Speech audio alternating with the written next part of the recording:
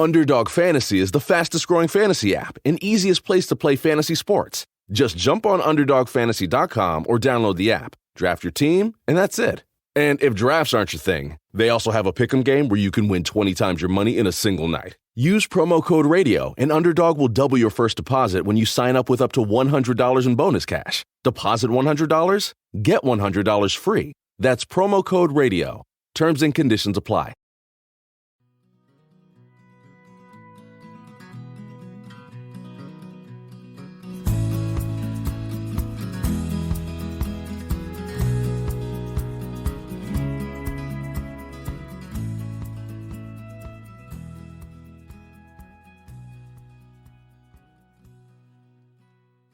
Hey folks, welcome to the Adventure Sports Podcast. I'm your host, Mason. Today's episode is a throwback to 2019 with Astrid Southam. This episode was so amazing to me because Astrid was 19 years old when this happened to her, this accident. We're going to get into it, but what I walked away from with this conversation was one of the most powerful things I've ever heard on this podcast. And I don't know if I've ever even said this, but it's something she mentioned. It's something I've thought about a ton, and I don't want to spoil it for you, but I feel like it's good to even mention here is,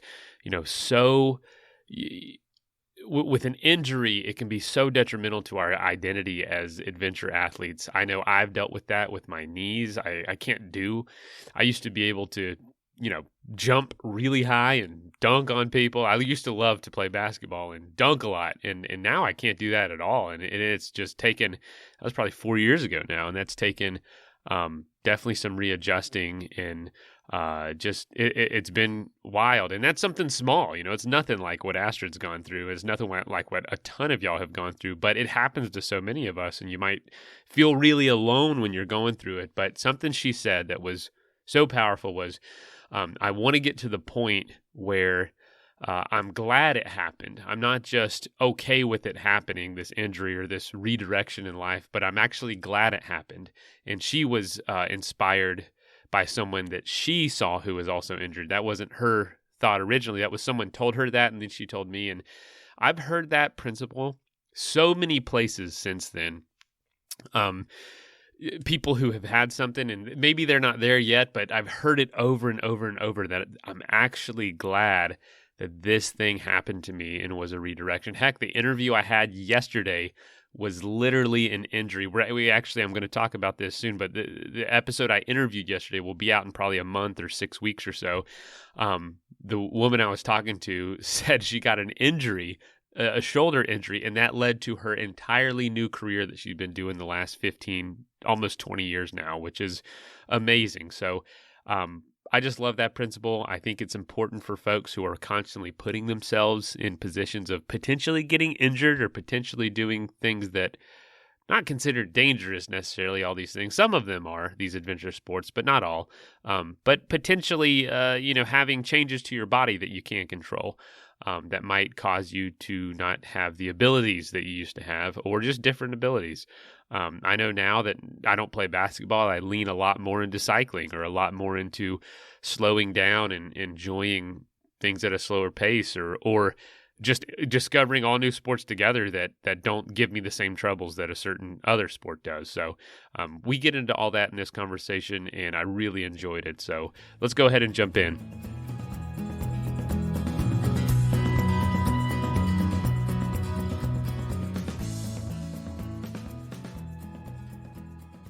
Hey everybody, welcome to the show.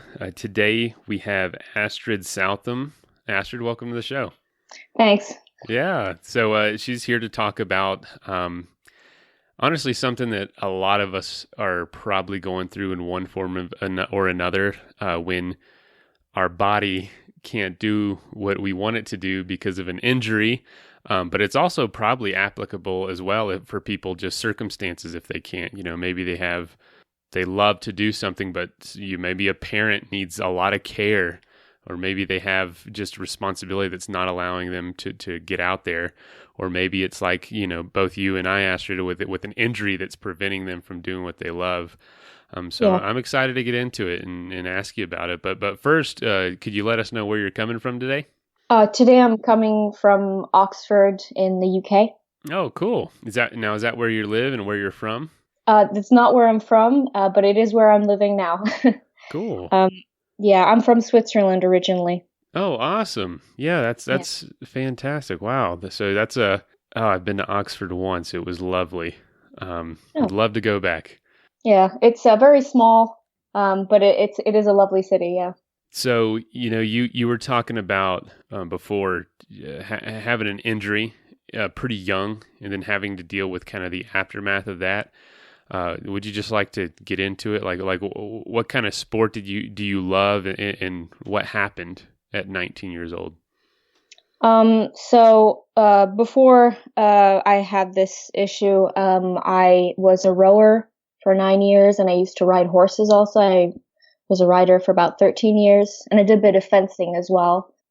Generally loved the outdoors and all that. And when I went to university in the UK, actually, but in Nottingham, not Oxford, I was a rower on the university team there, a single scull rower, and I'd had a few back problems in the past, minor stuff, nothing too serious. And I'd always had the all clear from the physio. In Switzerland, you get lots of follow ups, and they take really good care of you, and so they don't just sort of send you into the nether. Right. And but so I always had the all clear from the physio. But this time I had a few warning things that happened while I was rowing. Like I'd get really bad days and I'd feel off balance, and so I quit rowing for a few months. And following that, one evening I started getting lower back pain. And I'd had it before a few times, and normally I'd just take some paracetamol and go to bed and be fine the next morning. And this time round, I took some paracetamol, I went to bed, I took some more paracetamol, and the pain just kept going up and up and up. It got to the point where I couldn't bear it anymore, and I tried to go downstairs to get some ice because I thought maybe icing my back would be a good idea. And I got down the first flight of stairs. I lived in a house with 2 floors, and I lived on the second floor. I got down the first flight of stairs, and on the landing of the second flight, I just had like an out of body moment and sat down and just completely phased out because the pain was just too much. It literally I remember the event from above myself in the upper corner of the staircase. Just unimaginable pain. And my housemates found me and they called an ambulance. And well, at first actually we called there's a non-ambulance number in the UK. It's like 999 and 111. And they advise you on what to do. And they were like, yeah, no, you need an ambulance. And please don't, my gosh. please don't move. Because I lived really close to the hospital. And I was like, oh, I could get a taxi. And they're like, no, just don't move. After a lot of painkillers and some time in the hospital, a few hours, they were like, listen, you're good to go home now with a prescription for diazepam, but you need to have an MRI right away. Like right away. And the doctor I saw that night in A&E said he thought I herniated a disc. And I ended up going home, actually, back to Switzerland. And there we did 2 MRIs, and they found that the 2 last discs in my spine had split open completely. And a herniation is when the disc splits open and the center, which is incompressible, escapes. And it causes a kind of protrusion that impinges on the nerves. And that's why it hurts. What do you know what caused it? No. So that's the thing that really baffled the pain specialist and the sports doctor I saw, is that normally for someone my age at the time, so 19, you have to have been hit by a truck or something. But you don't remember being hit by a truck or anything, right? I think I would remember that. And I had no accident at any point. It just seems that what they hypothesized was that the quality of the discs to start with was very poor. They just, through wear and tear, unbeknownst to me, just split open over time like an onion. And I caught it. Basically, the inflammation became so great that it impinged the nerves, the sciatic nerves. And I had it so it was down the legs and around the waist. And it is exactly the same pain as if you herniate, But in my case, it was just extreme inflammation. And so we caught the discs literally probably days before they would herniate. Permanent damage was done. So on the plus side, the cartilage that forms the disc can fix itself. So they said, well, you can recover from this injury, but it's going to take a really long time. And there are 3 different options basically in today's world in sort of medicine for that type of problem. And the first and obviously the worst one is surgery. And I was told by absolutely everyone, don't do surgery. You're 19. Definitely don't do surgery. The other solution is cortisone injections and silicone injections. And what they do is they inject silicone into the disc so it freezes it, and then they inject cortisone into your spine to neutralize the pain. Because when your nerves are being impinged like that, you're teaching your nervous system to be in pain, basically, and you're teaching that's the baseline, that's what's normal. And so the biggest danger of a spinal injury is permanent pain, permanently damaging the nervous system. And so they were very keen to act on that, but because I'm 19, they didn't want to do the injections. So what'd you do? Well, they said, we're going to try the third option, which is physiotherapy. And they gave me a sort of a 3-month trial period to see how I would respond to physio. And if the pain levels didn't go down in that time, then we would do the injections. But at the time, like looking back on it and me talking about the injection sounds like the obvious solution, because it just gets rid of the problem of pain and it gets rid of the danger of herniation right away. But the thing is that cortisone's really not good for you. Basically, cortisone will affect your bone density on the long term. Oh, man. So that's not ideal. And I would see those effects coming in like around 40, 50 years old because I was 19. And so they were very reluctant to do that. And at the time, I was in so much pain. I was just like, I don't want needles anywhere near my back. Thank you very much. Right. I'm not usually squeamish about these things, but please no. And it's 5 injections of cortisone and 3 of silicone. So it's not nothing. So we decided to go with physio and lots of painkillers. And so that's I went back to university after 2 weeks and then continued my studies just on a heck of a lot of painkillers. And I actually have absolutely no memory of March and April 2014. Nothing. It's all gone. I have absolutely no idea what happened during those 2 months. Why is that? Just the pain or? No, the painkillers. Oh, the painkillers. Holy cow. Yeah, there's an adaptation period where your body sort of gets used to the doses they were giving me and they were very high. And, that resulted in me not having it like any long-term memory of that time. I can't remember that time. But I was really well surrounded and my friends were amazing and helped me. They because I couldn't carry anything. My physio, in the UK said, don't even go to lectures with a bottle of water. If you want water, you carry an empty bottle of like a plastic bottle. You fill it at university, you drink it at university, and then you put the empty bottle back in your bag. So I went to lectures with a piece of paper and a pencil, literally. So yeah, obviously painkillers, high doses of morphine are not ideal for studying. And I did fail one of my exams. But fortunately, they let me sit it again in the summer when I'd quit painkillers. Yeah, that was an interesting few months. Wow. The physiotherapy was obviously the hardest bit besides just dealing with the pain. I mean, I won't like go into the details because it's really boring, but I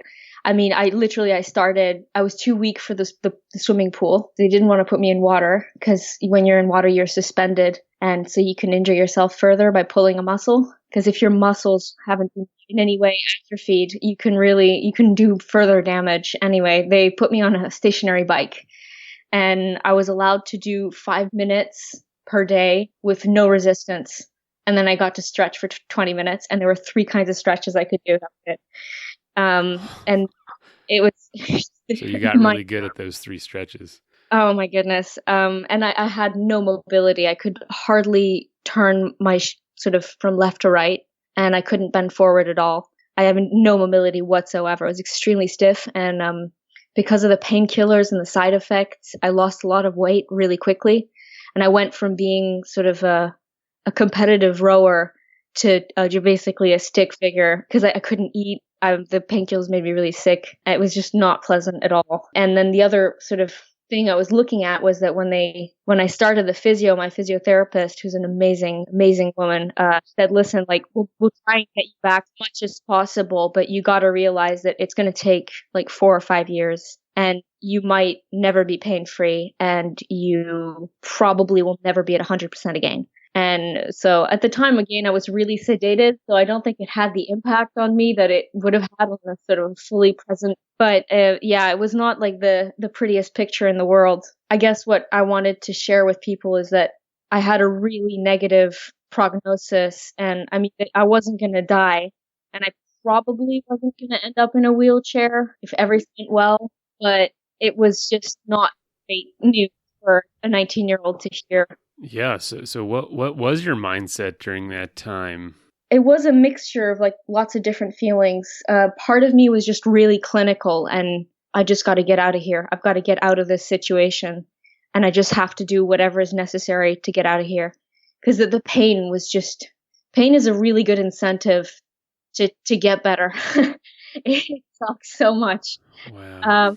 I just was really, it wasn't even determination or motivation. It was just, there was no question in my mind. The sort of flip side of that was a lot of rage against the situation. Oh, yeah. It seems so unfair.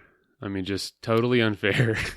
Yeah, it was just like so much. It was like pure rage, more than anger, at just the whole situation and everything. I felt like throwing furniture around at times. Well, that would hurt your back. Yeah, I could barely pick up like a glass of water. So well, you could throw an empty water bottle around. Yeah, that's true. I should have that actually. But it was just really frustrating, and I had my hobbies taken away from me, and it was made very clear by my doctors that I probably would never be able to practice those hobbies again. And what were they?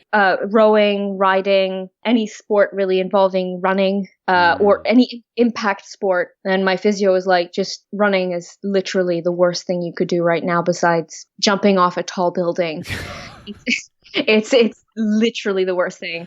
So that was, and I really enjoyed running, and it was very frustrating. And to a certain degree, the painkillers and the doses I was on helped mitigate that frustration. But it meant that I also did remain really, really driven towards my recovery. And I would like my motivation, because all I got to do was this in terms of like, besides skiing, was sort of my 5 minutes on the stationary bike and my stretching. And also, in the gym, in the university gym, they would always have Keeping Up with the Kardashians on in front of the stationary bikes. It's just like, why am I here? It's pure American inspirational television right there. It was not what I needed during the... I don't think it's ever been what anyone needed. But I would motivate myself by sort of being able to eke my fingers down my legs a little bit further when I was stretching. So, I had to do one of those sort of just like when you're sitting on the ground with your legs out straight and you sort of lean forward, except I couldn't lean really. So I would just sort of have my hands down on my shins and sort of inch my fingers forward just a millimeter. And that would be excruciating. That would be the biggest stretching exercise known to humanity. But that's how I'd motivate myself, is by knowing that it was a tiny bit more than before. And gradually over time and months, it turned into 10 minutes on the bike, and then 15, and adding a bit more resistance. And with my physio, we sort of determined a pain scale where I would rank my pain from 0 to 10. And that would allow me to assess how much discomfort I was in, but also if I should be taking more or less painkillers. And it was a strategy to wean me off opiates as quickly as possible. Were you having problems with those? No, but because I was on them for about 6 months and I was taking very high doses, they were keen for me not to stay on them for too long. One, because, I mean, they're obviously very addictive, but two, they do really ravage your body. They do a lot of damage to your liver, to your stomach lining. And in my case, I also suffered quite badly from side effects, so nausea and just feeling awful. And really not too pleasant. The other thing is that it is impossible to get a degree when you're taking 160 milligrams of codeine every day. It's just not possible. I can only imagine, honestly. It really is not possible. I tried and I did fail one of my exams, although I was allowed to resit it. And so I was also very determined to come back for my second year painkiller free to be able to continue my degree, because otherwise it would just be too much of a sufferfest. When did it start to hit you after months or maybe even a few years of like, wow, this is limiting, or did it get a lot better? It was, some of it was very reflective, and I talked to my dad has 3 herniated discs.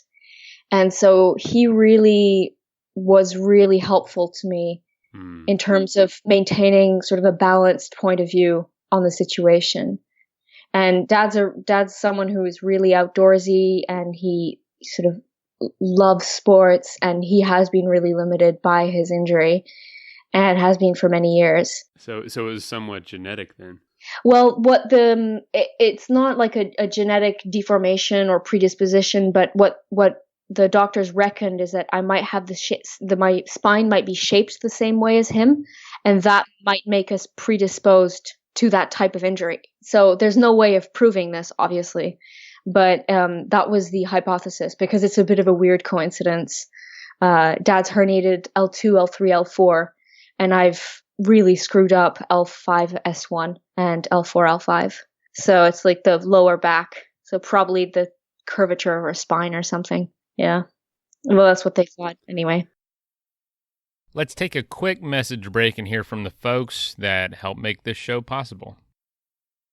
Hey folks, I want to give a shout out to our newest sponsor, The Bourbon Pursuit. It's a podcast all about bourbon, the craft of bourbon. And you might be thinking, I'm a fan of bourbon, I like bourbon, but I don't love bourbon. Well, this show's probably going to change that. What I've learned is that even things I don't feel like I'm interested in, if someone can explain it to me why it's an interesting, or what the craft behind it is, I find myself getting more and more interested in it. And I could absolutely see bourbon being one of those things. As you know, I work for a non-alcoholic brewery, but I still enjoy a good alcoholic drink. Not much. I'm a busy guy, so I can't drink too much, but I do enjoy a good bourbon. When we got married, my wife and I got some bourbon as a gift, and I just had never considered it till then, and I was really surprised by how much I enjoyed it. But since, it's kind of just fallen off. Life's gotten busy. But I am excited to learn more through the Bourbon Pursuit podcast. They are the official podcast of bourbon and the best source of all bourbon news, reviews, interviews with CEOs, distillers, ambassadors for the industry. They are where you go to get news and interesting information about bourbon. So join the hosts Kenny Coleman, Ryan Cecil, and Fred Minnick on an epic bourbon adventure. You can subscribe and follow them wherever you get podcasts, and I can't thank them enough for supporting a fellow creator like me. And they're just, a couple people working on a show just like me. So if you want to support them and thank them for what they're doing for Adventure Sports Podcast, go check out Bourbon Pursuit.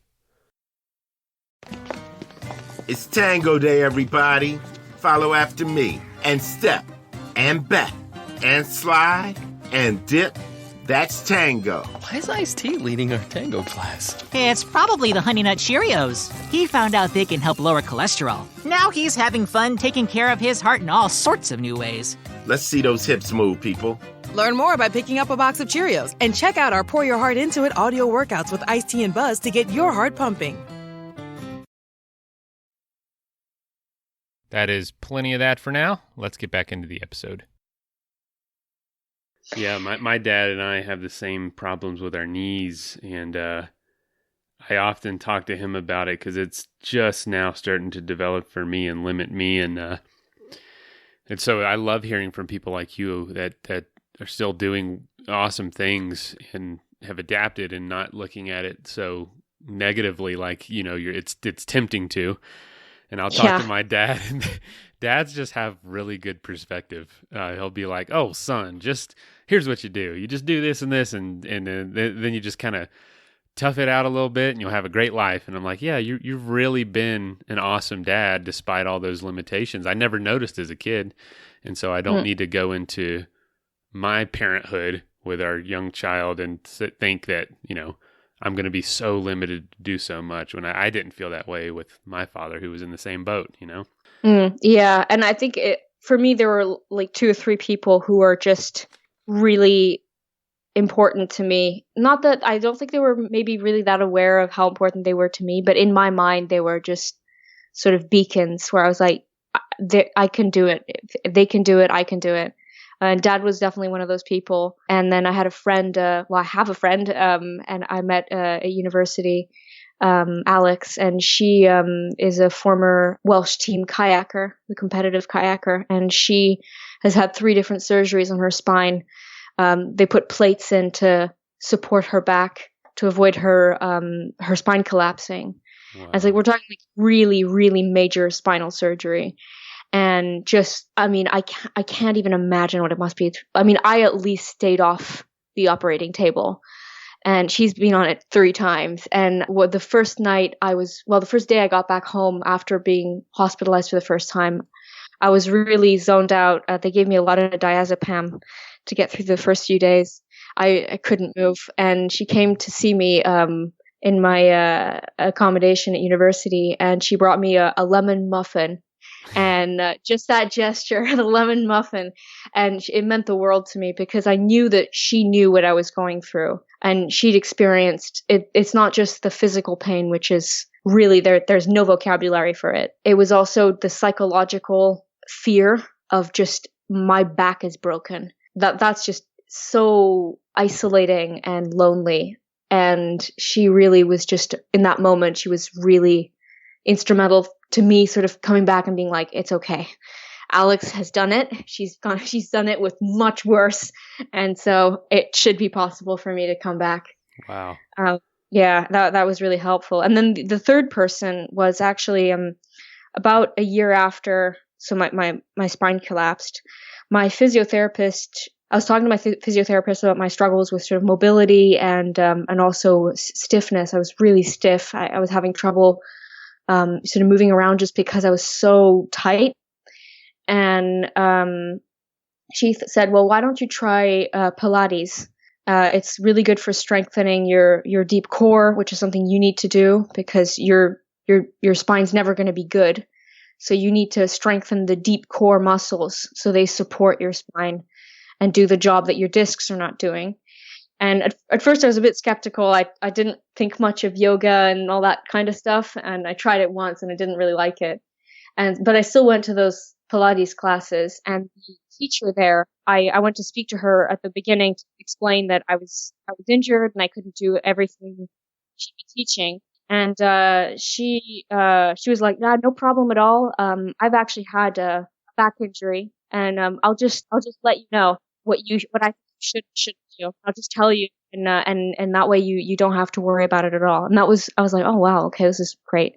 And a few weeks later, I told her a bit more about it. I got to one of the lessons early, and so we ended up talking. And she told me that when she was 14, she had a trampolining accident, and she was misdiagnosed at A&E, and they just sort of told her to go home and rest. But she'd actually broken her spine, and she ended up she lost her legs. She ended up not being able to use her legs, and so had to go through really intense rehabilitation. And when like when I met her, she was in her 60s, and you could see from her gait that there was something off with her sort of motor functions, but she was still walking around and going about her life. And she said, thanks to Pilates, and the strengthening exercises and just the sort of the constant daily maintenance of these muscles, I was able to re-educate myself and learn how to walk again. And I mean, the thing she said to me, which was just really so enlightening, was she said, if today I had the choice to go back to when I was 14 and change that moment where I broke my back, I wouldn't, because this led to me having a particular life. And I think I've had a better life as a result of this injury. And at the time, I was like not in that mind space. I was just wasn't resentful, but I was just like, if I could go back, I would definitely change it. But when she said that, I was like, I want to get to a place in my mind where I can say that to someone one day. Yeah. And just be able to say, I wouldn't go back and change it because of X, Y, Z. So that was a year into my recovery. That was a really important moment for me. And she really, really helped. Yeah, it was a really important moment for me. And she helped me in a way sort of accept that this is just the way things work now. And you got to sort of accept that the injury or the aftermath is part of your life, and you can't just sweep it under the rug and pretend it's not there. It's definitely there, and you should respect it, but you shouldn't change your life in a negative way for it. I think you can definitely reshape your life and have just as positive a life as you would have if you weren't injured. Mm-hmm. But you just have to do it differently. There's it's a different way of doing things, and just accepting the situation whilst not submitting completely. Yeah. I think there's like a balance there that you can strike, and that's how you go forward in like a positive mind frame. And that's what I try to do. That is, I mean, there's so much truth in all that. I remember I was probably 19 or 20 in college, and I was telling my dad all my problems or all the things that were on my mind, and he was just like, son, that just sounds like life to me. And he said, the moment you stop looking at all these things as diversions from your life and start looking at them as actually your life itself, you'll stop trying to avoid all these quote problems and all these quote inconveniences and realize that, no, that's the path that you're on. That's the path you're supposed to take. And it was very transformative to me. And you know, and to say that, to go back to your inspiration, you know, I think back on anything that's been like that in my life and in the life of a lot of people I know. It is hell to go through. Yeah. Like it is. It's just absolute hell. And it's so unfair, and you feel like, why me? But you do get to a point with each and every one of those situations, with enough time, most people will get to the point where they say, I wouldn't change it. I know that my parents, they had me on accident, and it was hell for them because they were very young, and it was just not the plan at all. They were not even really together, and obviously they're just like, we would never change starting a family when we did, because looking forward, it just seems like, how the hell am I going to figure this out? But looking back, it's like, man, I couldn't even imagine life without you now. And yeah, this, you know, I don't know what that looks like for you. But there's going to be just a way you look at life and a way that you treat every day that someone who hasn't gone through this just doesn't have the capacity to understand, the capacity to appreciate the smallest of moments and the smallest of joys. Whereas someone who's gone through what you have and continues to will have that capacity, and how much more enriching of a life that is, of an entire lifetime of looking at life with every little beauty in mind rather than totally gazing over it all and not caring. Yeah, I think it does. It really does have like positive. There's a positive impact. I mean, the first and most obvious thing, and I've heard so many people say it, even with really sort of what would seem like minor injuries in comparison, like broken ankles or sprains and stuff. But they're like, you become so complacent, and you really take things for granted, like the ability to run or throw a ball, and that you become really, you just take it for granted, and then it goes away, and then you really value it when it comes back. And definitely, you get that with, at least for a spinal injury, the first time you get to do something again, it's like you've just won the lottery and somehow gotten yourself to this point where you're able to do something again. And it can be really things that wouldn't occur to most people. Like most people would think of, going for a run, or I don't know, rowing again. But for me, for instance, traveling without being on painkillers, like the first time I did that was really scary to start with, not being on painkillers while traveling. But it was like, oh my goodness, like I can travel without being sedated because of pain. And that was, and it just opens up again the possibility of going on a road trip, or, taking the train for a few hours to go see some friends instead of confined to a particular location. Yeah. And obviously there's things like being able to do sports again. And for me, I really early on decided to leave the past in the past and decided not to go chasing after rowing or riding. Rowing especially, which is my passion. One, because I knew I would probably end up comparing myself to how it was before. And if I just didn't want to go back and try and take back something that was obviously over. Even though I've had an amazing recovery, and I still really hope that I can sort of, lower the pain levels I live with, which are already really low, considering, and that I've been so fortunate in my recovery, but I don't want to go chasing after something that's just behind me now. And I would rather look for something new. The philosophy I had when I was sort of starting to be recovered enough to think about maybe what I could do as a sport besides, my daily physio, I kind of thought to myself, well, there's literally hundreds of sports out there. Yeah. Why would I obsess over something that I'm probably not going to be able to do anyway, and that I've been advised by doctors not to do? It's ridiculous. And so that's how I sort of started looking for new things, and ended up coming across climbing, and that's how I started climbing. And now climbing is okay for your back? Yeah, so climbing actually is wonderful. I sort of tried it on a hunch. I thought, well, it's a no impact sport in principle. Yeah. In principle. In principle. And it's a sort of a full body sport, and it's also strategic. There's a lot of thinking involved. I thought maybe it'll be suitable for me. And I tried it, and I absolutely loved it. And I discovered a completely new passion I was absolutely not aware of, and I felt even more strongly about climbing than I did about rowing. I just love it so much. Really? Yeah, it really surprised me. That's really encouraging. Yeah, and that's the thing, is that I genuinely like climbing more than I liked rowing, and I loved rowing. Isn't that crazy? It kind of forced you to discover this passion you didn't necessarily know you had. Yeah.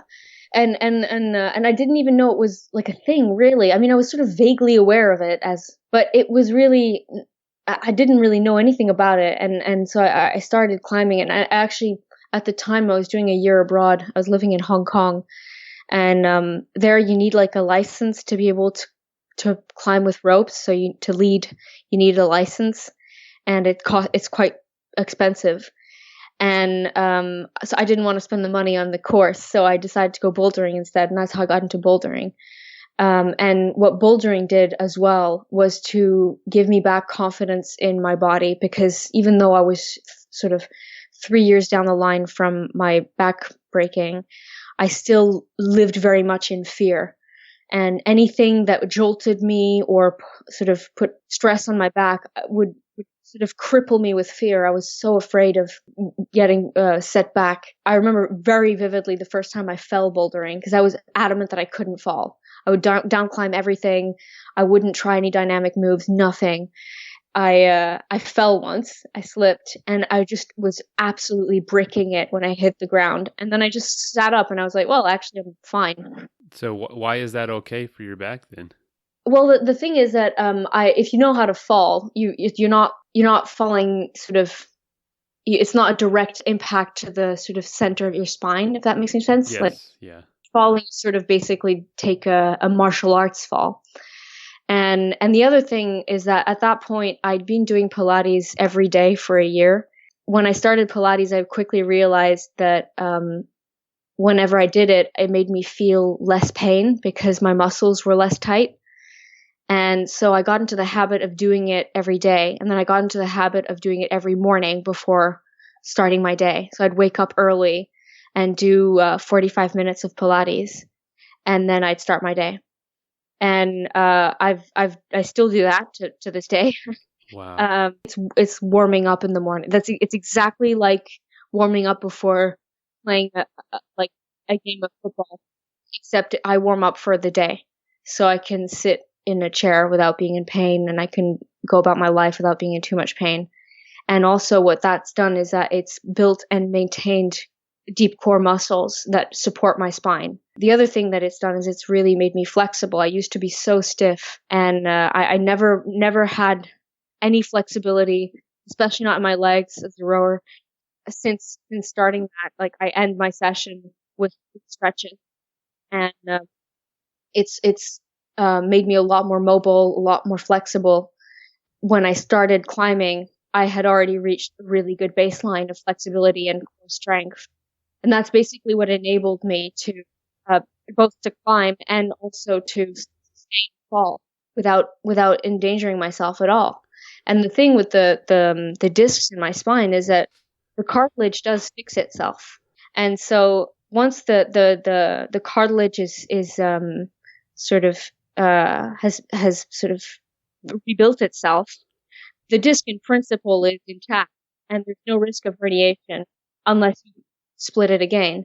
So it doesn't take away from the fact that the quality of the disc is terrible, and there is always going to be a risk of there being another injury.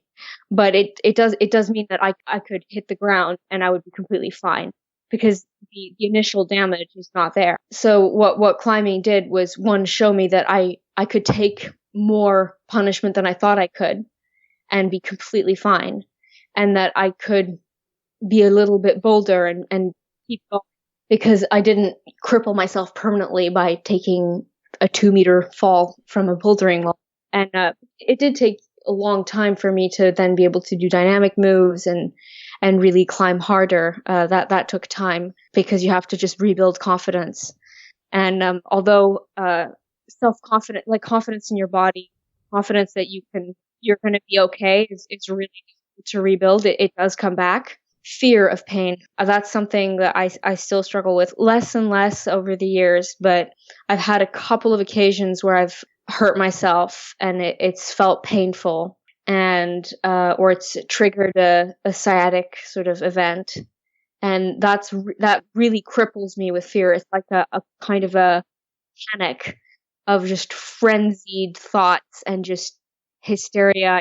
It's really weird because I don't get scared normally, but when something like that happens, it's like you can't control it. It just sort of completely comes you. And because there's this fear of being in pain again, but also of being back at square one.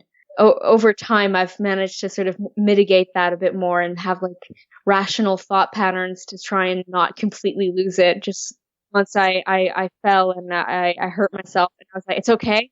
Just become really good at pull-ups. I'm going to be the best person. I could just do tons of pull-ups and just try and distract myself from total sort of well, what you can't do. Yeah, exactly. And I do think about it sometimes. I'm like, what if I were set back several years, or what if, some freak accident, or I don't know what. But I think having gone through it once, you sort of retain that philosophy of just being like, you just get through it. It's not about motivating yourself. Someone asked me that once. I was doing core exercises at the climbing gym, and it was this guy, and he climbed really hard, and he was like, well, how do you motivate yourself to do all these like core exercises? And I was like, it's not motivation. It's I've got to do this to be able to walk around. And survival. Yeah, and it's not motivation. There's no motivation. It's just I just do it. And I think that's probably the key to sort of long-term recovery is not needing to motivate yourself. It just becomes part of your life. That's your lifestyle. It's what you do. And I guess it's kind of like changing your diet. You can't just go on a diet. You gotta change your diet, and that's your diet now. Right. And I don't know. Maybe it's the same thing, but it's more the mentality around it. Like, you gotta have a positive but constructive mentality. Yeah, I hear from a lot of people, and I think you're kind of alluding to this when they have an injury, especially when it's not, totally debilitating in the sense of like there's signs of it early on. Yours was very debilitating at first, but now thankfully you have some mobility and can do things.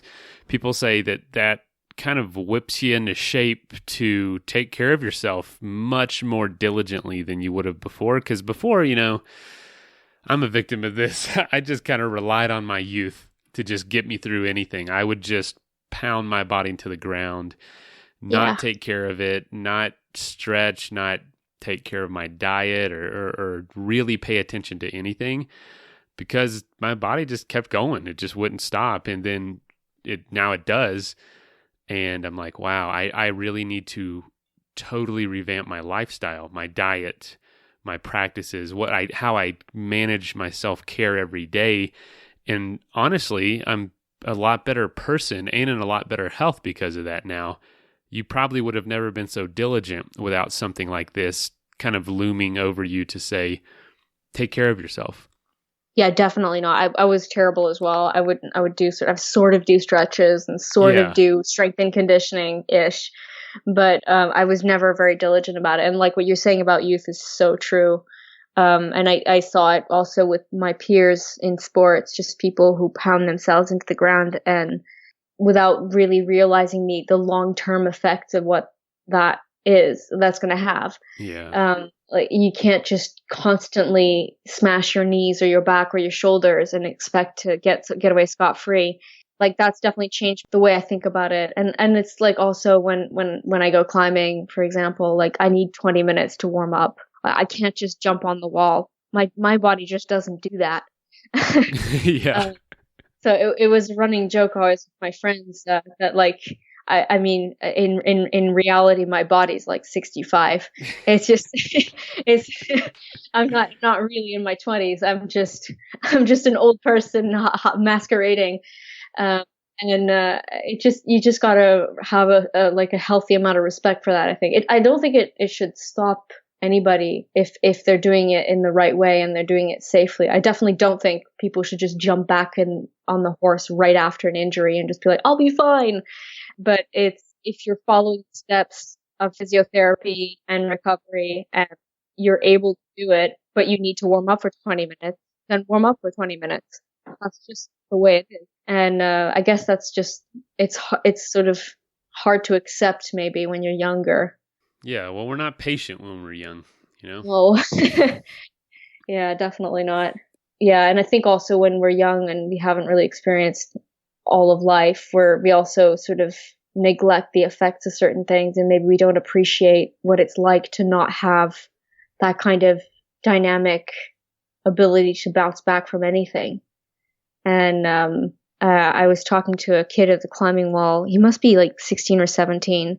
And he was like, yeah, I really hurt my shoulder a year ago. And it's just, I've got so much physio to do and all that. And I was like, kid, I know exactly what I know exactly what you mean, but you just have to keep at it. And you're 17. You're going to be fine. Like you're going to be fine. Just take care of it. Don't ignore it. Right. You can't ignore the fact that you've been injured and then just sort of try and push through it. That's how you do permanent damage. It's definitely not like the most enjoyable process in the world to have to do physio for weeks or months or years. But I mean, that's just the cost. That's just what it takes. It takes, years to recover from a spinal injury, and that's just the way it works. Yeah. But if you want to recover, that's what you got to do. Yeah. So what would you say? What would you say that you the state of your back and spine is right now? Are you happy with kind of what it allows you to do, or is it improving, or is it stable at least, or how do you describe it? It's definitely stable. I think so structurally it is technically fixed, and the pain that I feel it's basically the nervous system having been traumatized, doesn't really know what it's like not to have any pain at all. And it doesn't know anymore. And there's a name for what this is, and I can't remember what it is. But I do have very low levels of pain, but they don't require painkillers, and they don't impede my lifestyle in any way anymore. And the Pilates I do and climbing do help sort of stretch the muscles and manage all of that. And I think in terms of the pain, I've seen a very gentle decline in the baseline over the last 2 years. So the pain went down faster in the middle when I was getting better, and I was also further away from the actual date of injury. And then it tapered out and kind of plateaued. And I think it's going down still. I don't know. I did lose. So I've basically walked away without any consequences, but besides sort of chronic pain, except for I've lost sensation in my big toes. So I've no topical sensation in my toes, and occasionally I'll get really sharp pain in my feet, in my toes specifically. And I have a friend who's a doctor, and he said it's possible that either it's sort of ghost pain and it's nerve misfiring.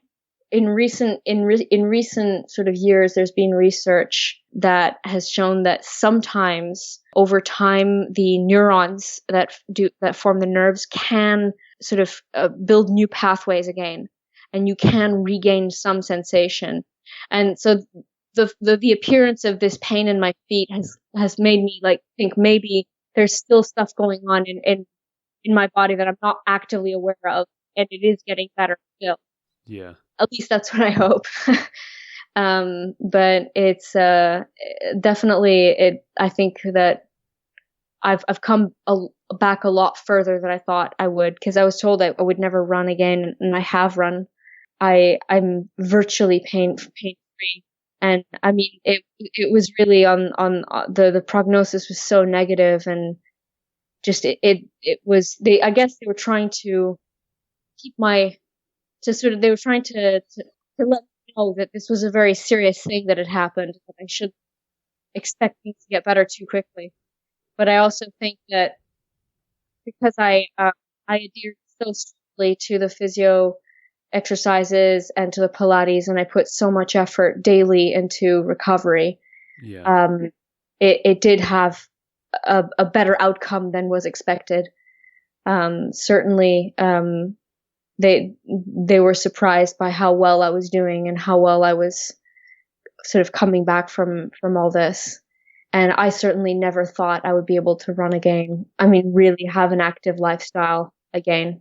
And I can. I do. Wow. Well, congratulations on the diligent work and being able to have an active lifestyle. I know that now you're not going to ever take it for granted. I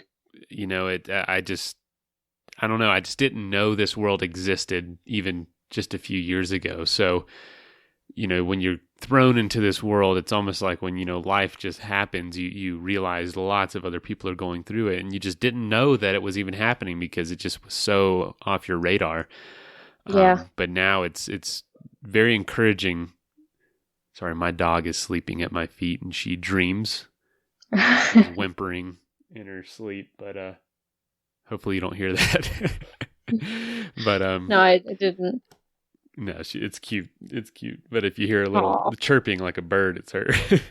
Aw, that's adorable. But, yeah, she's a sweetheart. No, it's very encouraging. I just think a lot of people are going through this, especially as they age, but not always, kind of like us. It's early to mid 20s or before your 20s in your case. And life is just different from that point on. It's one of those moments, those pivotal moments in life where things are different now. And it applies with any major change in life, whether that's emotional, physical, mental, even, relationally, it all applies. This can develop you further as a human and somehow bring a positive impact. And absolutely, I'm definitely glad that you're in such a good mindset.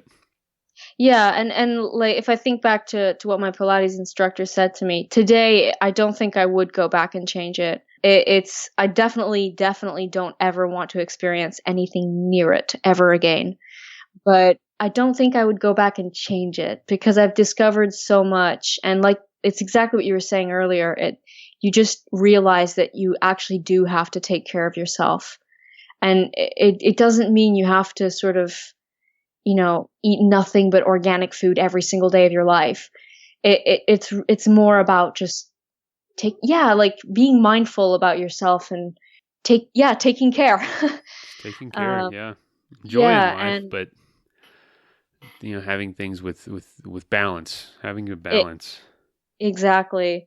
And I don't know. It's not like I'm a qualified doctor or physio or anything, and I tell people how to magically fix their back injuries. But it's just for me, it was so helpful to know that there were people around me that just knew, that just the sharing of that knowledge of not having to explain with words what you're going through.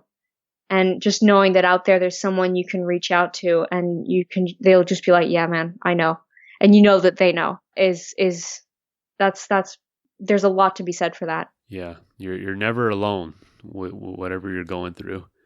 Yeah. That is huge for me to know that, there's other people in my exact same shoes feeling the same way. The universe is cruel to lots of us. It gives us opportunity to grow. Yeah, it's just the cards you get out of the pile, and sometimes they're not full houses, Yeah.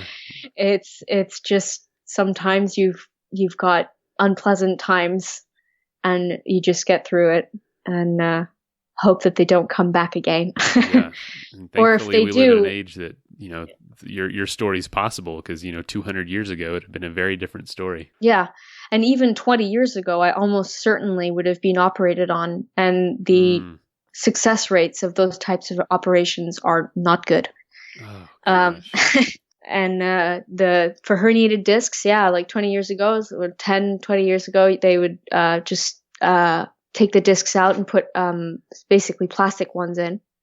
And for some people, this was great and it worked really well. And for a lot of people, it didn't. And because if the nerve damage is there, it's there. And then the problem is also just the success rate of such an operation is about 50-50, or at least it's what it was when they proposed it to my dad. And he was like, I don't think so. I think I'll wait it out. Jeez. Yeah. And when it's your lower back, it's paraplegia on a good day. And it's just, I don't know, that doesn't sound good at all. And I managed to get through it with physiotherapy and I mean, to be honest, a lot of opiates. But I mean, I'll take that over open surgery. Man, I just appreciate you coming on and talking about it.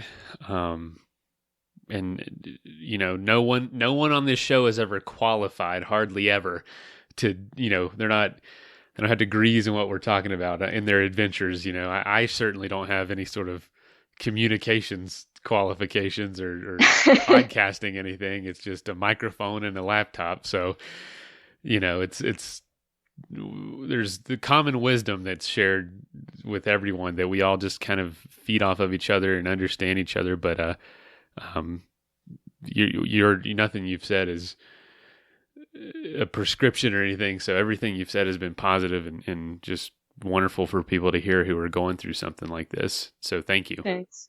No, thank you. I mean, the podcast has been fantastic for me. I discovered it about 2 years into my recovery, and I was just like, oh, this is amazing. And I think I must have listened to a few episodes, and then I came across one where it was some kind of para athlete who done something insane, like crossing the states on a bike or something, and something like that. And I was just like, this is incredible, and it just really motivated me. And it was, I just really, really love the podcast. And I don't know, it's a fantastic thing you're doing, just sharing the stories, and it's so positive. Thank you so much. I mean, we love to do it, and there, keep listening, because we have a few already in the queue that are awesome, coming up with just stories you wouldn't believe. And it's just unbelievable to hear what, kind of like you, what daily life is like, and how far your dreams seem, how far away they seem at times, and then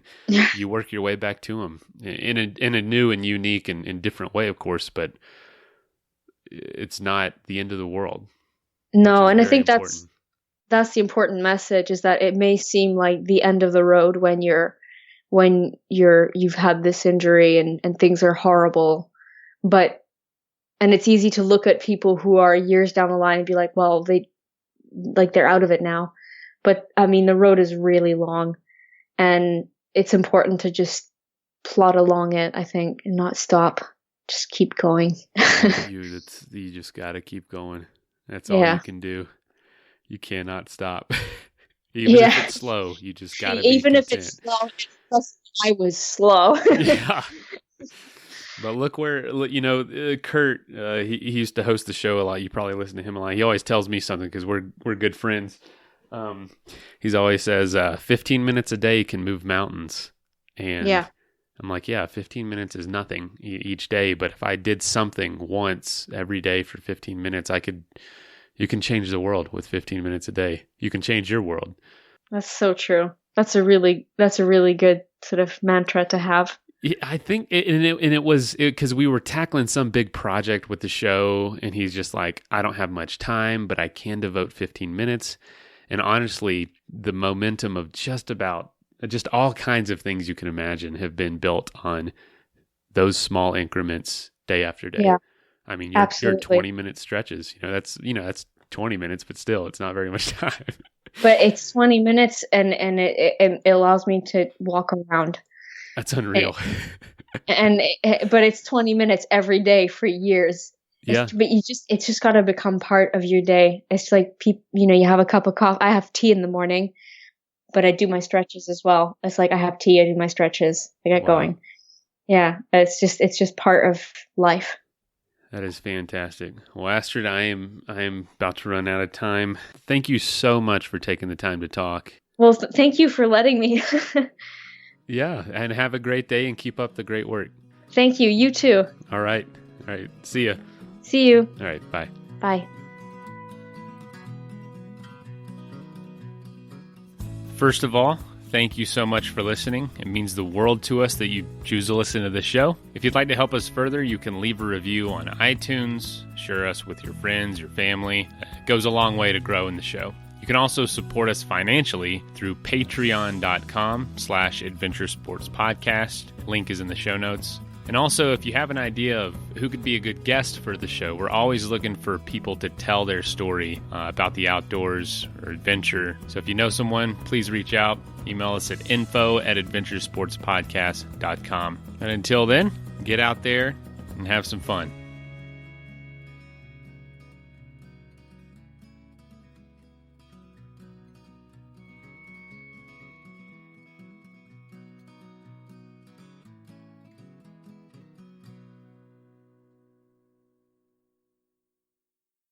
Underdog Fantasy is the fastest-growing fantasy app and easiest place to play fantasy sports. Just jump on UnderdogFantasy.com or download the app, draft your team, and that's it.